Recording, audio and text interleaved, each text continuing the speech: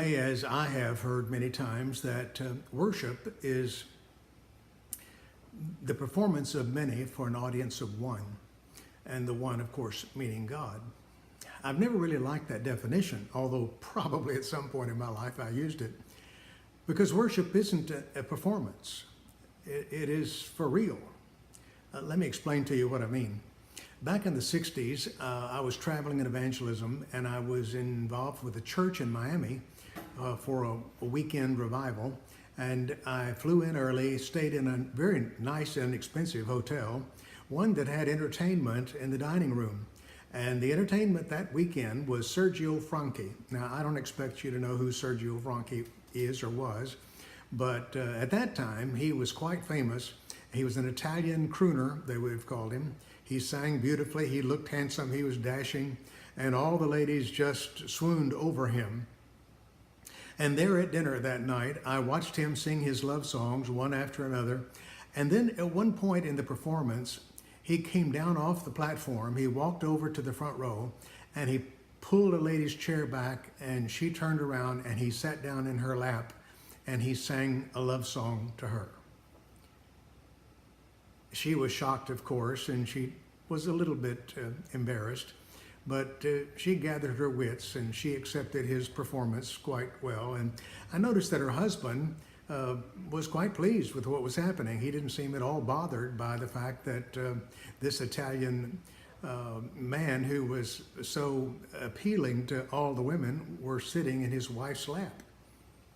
And then it occurred to me, why?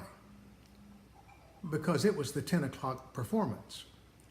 You see, at midnight, there would be another performance. There had been one at 8 o'clock. He sat in a different woman's lap 3 times that night. It wasn't real, it was a performance. And that's what I wanted to talk to you about. Worship is not a performance. True worship is adoration. It is not a performance. It is for one, but he's not an audience.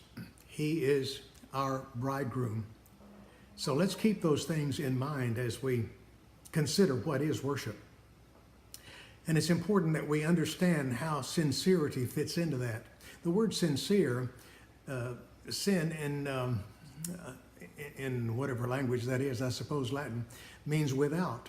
And sincere comes from 2 words, meaning without wax. Because when they would sculpt certain sculptures out of marble, if there was a flaw somewhere, sometimes an insincere person would put wax in that flaw, fill it in so that it couldn't be spotted easily. So sincere means without wax. It means being real. So our worship needs to be real. And the last thought I want to leave with you, one that challenges me and has for many years since I heard a very wonderful evangelist who transformed Alice's in my lives back in the 70s and 80s. He was known for saying this, and it still shakes me when I think of it. You are no more spiritual than you are in your worst moment. Anybody can perform. Anybody can act like they're not really.